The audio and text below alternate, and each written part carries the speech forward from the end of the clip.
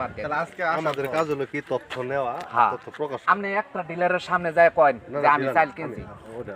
সাংবাদিক মিটার করার জন্য কয়টা নিয়েছেন এরকম? হ্যাঁ, কয়টা নিয়েছেন? কোনটার জন্য? আঙ্গুর কয়টা দিবেন? এখানে চা পান খাওয়ার দিব।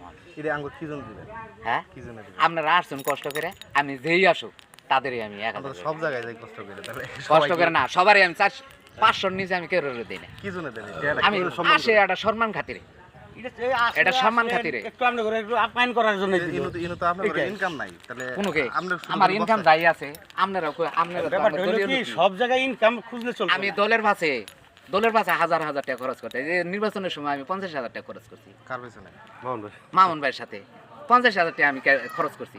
আমি কি মামুন ভাইয়ের যাই কইছি আমি কি 50,000 টাকা কামাই করছি? আমার এর থেকে তুলসীপুর থেকে রশিদপুর ইউনিয়ন থেকে শুরু করে শাহবাজ পর্যন্ত, ওই যে কালকে পোলাপান ব্যাগ টিকেছে, খরচ করলাম 1,000 টাকা। তাহলে আমার কামাইয়ের চিন্তা করি, এই কামাইটা আমার দল চলে।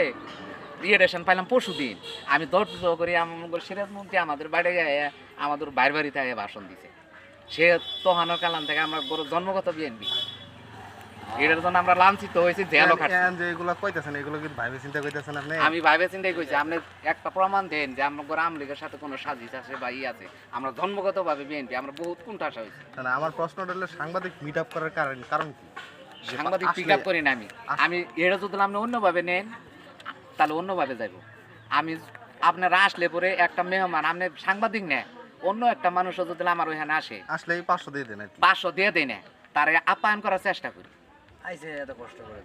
আপ্যায়ন করার চেষ্টা করি। আমার বাড়ির থেকে আমার একটা শত্রু গেলে পরেও আপাতত 1 গ্লাস পানি হইলেও খাওয়াই। আপনার আইন কেমন উৎস কি? খালি শুধু এই ডিলার ছাড়া আর কি আছে? আছে আমার গরু ফার্ম আছে, সংসার আছে,